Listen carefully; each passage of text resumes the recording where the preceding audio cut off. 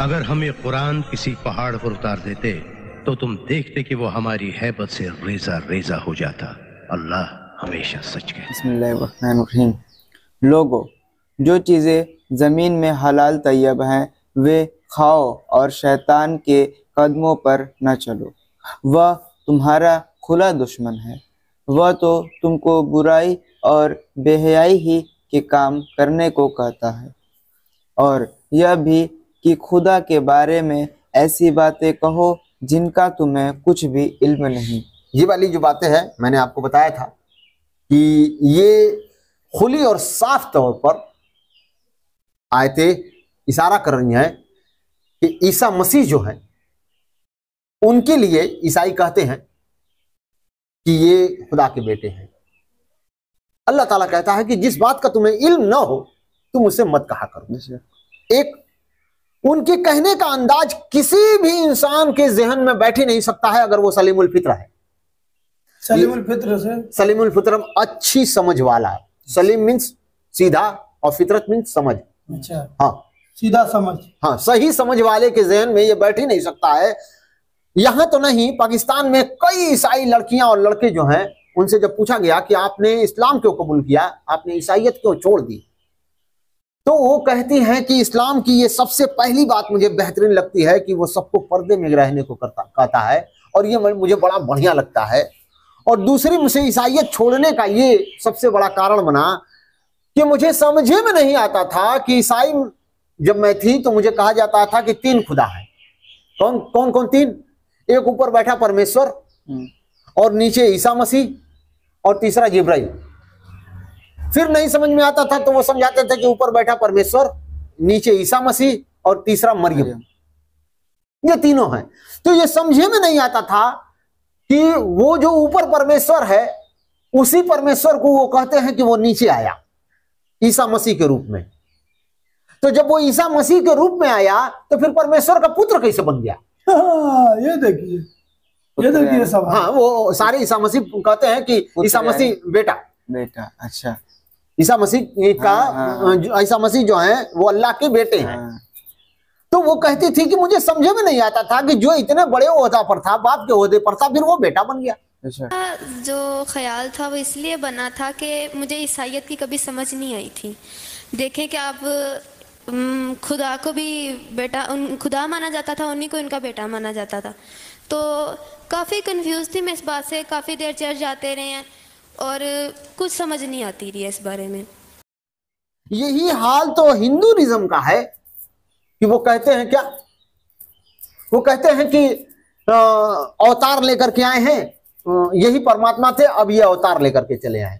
यही कॉन्सेप्ट ईसाई का है। वो भी कहते हैं कि वो कल था। हालांकि मुसलमानों में भी यही ठोकने वाले ने ठोका। क्या कहा? वो जो अर्श पे था खुदा, वो जो खुदा था अर्श पर, अब मोहम्मद बन के आ गया फर्श पर। ये डालने वाले थे, लेकिन कुरान जो है अपनी तौहीद के हिसाब से इतना मजबूत और टाइट बनाया गया है, इतना टाइट किया गया है कि ये नहीं मानता। ये कहता है कुल हुवल्लाहु अहद, अल्लाह एक है, अल्लाहुस समद, वो बेनियाज है, लम यलिद वलम यूलद, न वो किसी से पैदा है न उससे कोई पैदा है, वलम यकुल लहू कुफुवन अहद। अहद मीन्स अकेला। लेकिन इस एक अहद को आप अगर इसको फैलाएंगे, जोड़ते जाएंगे, आप ये अहद को इतना बाला कर दीजिएगा। अहद मीन्स उसके जैसा कोई नहीं, उसके हमसर कोई नहीं, उसके बराबर कोई नहीं है। इंसान का ज़हन अहाता नहीं कर सकता है कि अल्लाह कैसा होगा। ये सब कुछ इसमें जुड़ता चला जाएगा। इसलिए इस्लाम जो है इस तौहीद के पहलू को बड़ी ही मजबूत तरीके से रखता है कि इसका कोई काट नहीं। आगे यहाँ तक हम लोग पढ़ लेते, आगे चले ना उसको, चल ठीक है, कोई ठीक है। और जब उन लोगों से कहा जाता है कि जो किताब खुदा ने नाजिल फरमाई है उसकी पैरवी करो, तो कहते हैं नहीं, बल्कि हम तो उसी चीज़ की पैरवी करेंगे जिस पर हमने अपने बाप दादा को पाया। हाँ, देखिए क्या कहा, हम तो उसी चीज की पैरवी करेंगे जिस पर अपने बाप दादा को पाया। अब ये कुरान नाजिल जो हो रही है मोहम्मद सल्लल्लाहु अलैहि वसल्लम पर, और ये किसके लिए हो रही है? पूरे आवाम के लिए हो रही है। अभी वहां पर मुसलमान जो हैं, जो मुसलमान बन रहे हैं, उनके पास तो ये किताब थी और इसी को वो फॉलो करते थे, लेकिन जो आगे मुखातिब है इनके, उनके पास भी किताब थी, तो ये उन्हीं को कह रही है, तो वो यही जवाब दे रहे हैं कि हम तो बस वही करेंगे जो हमने अपने बाप दादा को पाया था, जो हमारे बाप दादा किताब जिसपे ईमान रखते थे, जो भी वही हम करेंगे। तो इसे साफ डायरेक्ट पता चलता है कि ईसाई और यहूदी, हाँ ऐसे भी समझ आता है बाप दादा हमारे ताजे उठा है भैया, बाप दादा हमारा, हाँ, ये गुमराही है। आगे अब वो बातें, हाँ, कुरान का एक मुअज्जा आप ये भी समझेंगे, हर जमाने में वो फिट होता चला जाएगा इंसानों पर। कल ये आयत यहूदियों और ईसाई को लिए फिट होता था, आज ये आयत खुद मुसलमानों के लिए फिट होता है, जो कि गुमराही में चले गए, जो आज गलत काम कर रहे हैं।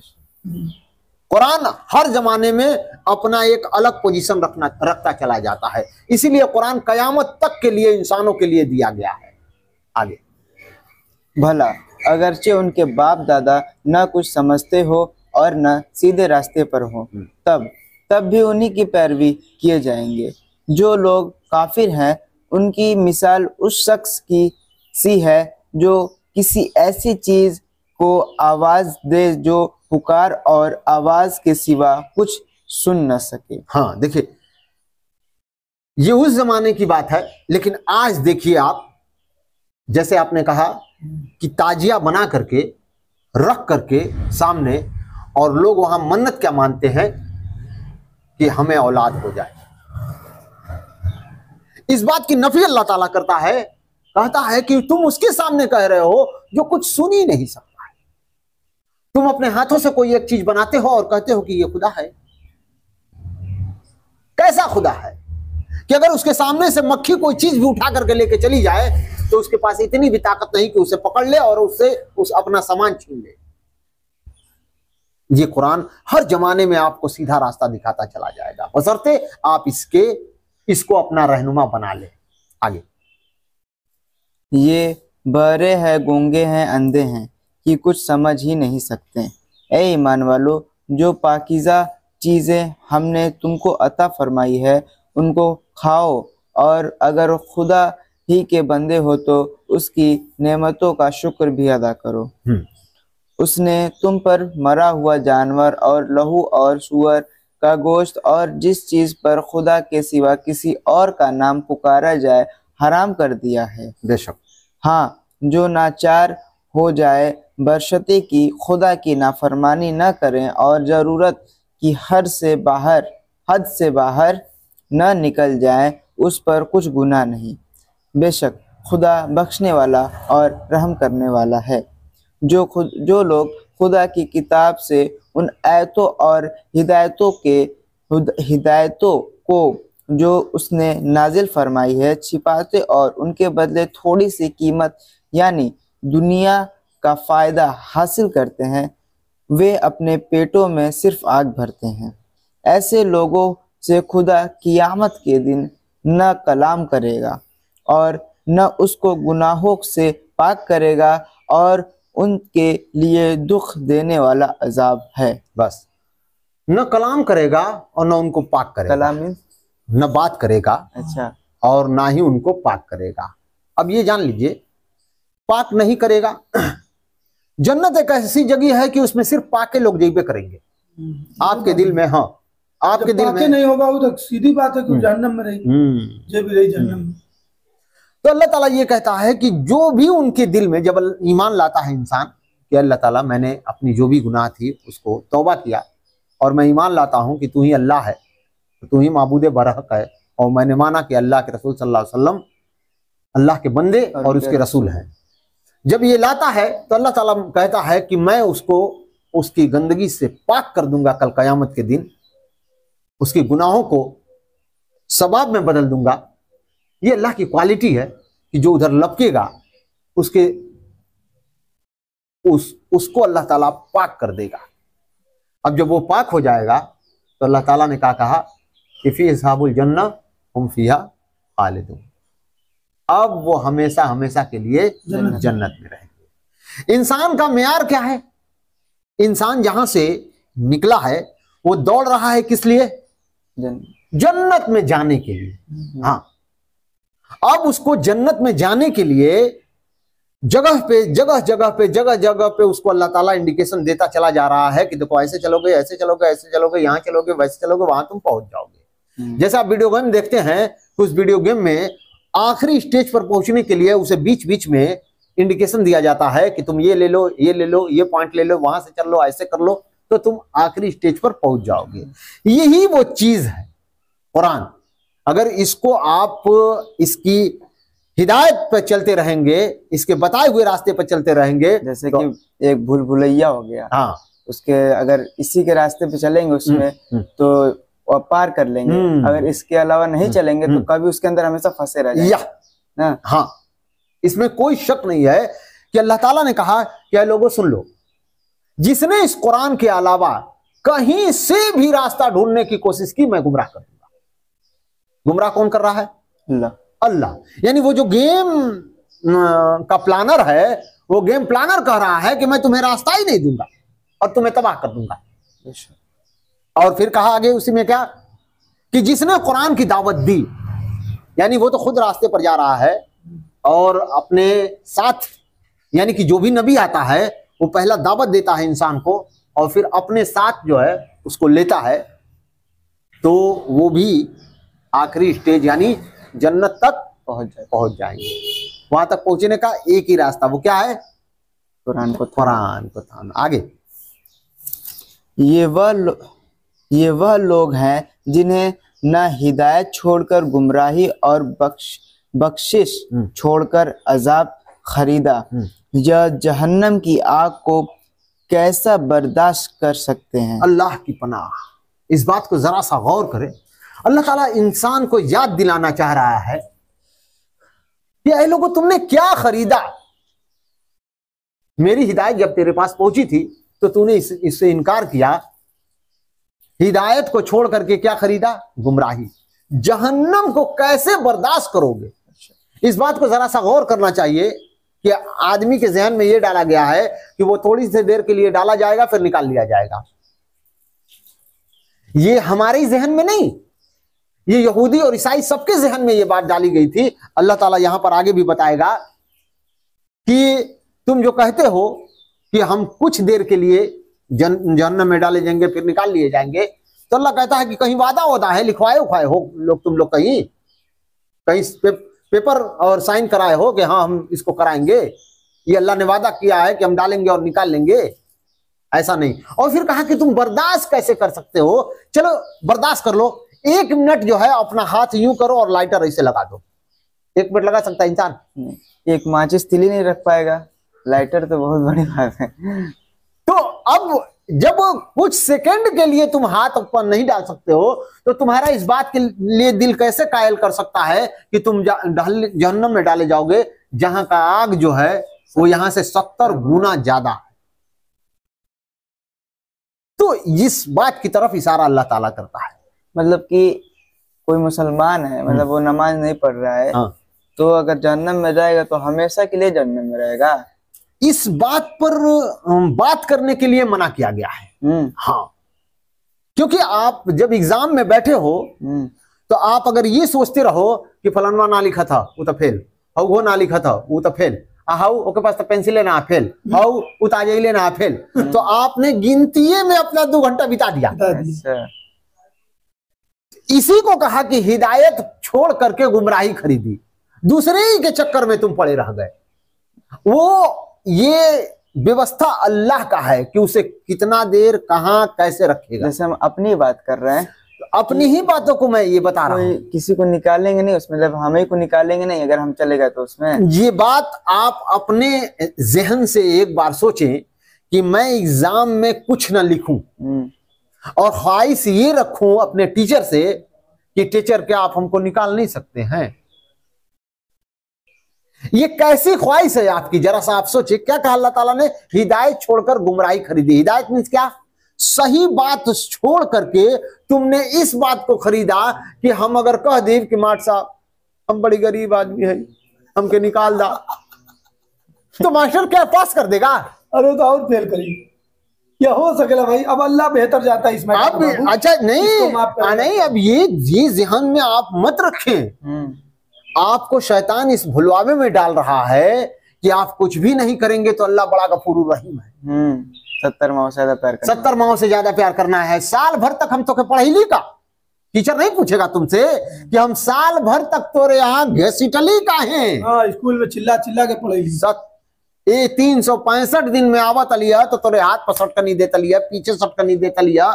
रसूल जो है वो आया और आकर के कहा रात रात भर चल रहा है, पैदल न जाने कहां कहां चल रहा है, कितनी मार खाया, कितनी दिक्कतें बर्दाश्त की, वो सब कुछ बर्दाश्त करने के बाद और तुम कहो कि अल्लाह ताला मुझे माफ कर दे, तो ये किसके साथ नाइंसाफी होगी? जो अच्छे लोग हैं, अच्छे लोगों के साथ नाइंसाफी होगी। अच्छा काम, हाँ, नेक काम किया। अपने रसूल के साथ वो नाइंसाफी करेगा। मगर इस पे हम अपनी बात कुछ नहीं रखेंगे। अल्लाह आलमो बिस्सबाब। हम मेहनत के साथ, सहाबा ने कोई नमाज छोड़ी नहीं छोड़ी। हम दुआ क्या मांगते हैं? इहदिनस सिरातल मुस्तकीम, उनके रास्ते पर चला जो इनाम वाले हैं। तो अब उस रास्ते पर जब हम चलेंगे तब ना इनाम पाएंगे। कि हमारे दिल में ये शैतान ख्वाहिश डाल रहा, नहीं अल्लाह बड़ा गफूर रहीम है, हम कुछ ना करे तब वो माफ कर देगा। ये वक्त का सबसे बड़ा दगा है। दगा मतलब धोखा है। हाँ, अच्छा, ये दजल है वक्त का कि तुम कुछ भी ना करो और ये दिल में ख्वाहिश रखो कि हम पास हो जाएंगे। अस्तगफिरुल्लाह ला इलाहा इल्लल्लाह तूबू इलैह। आगे,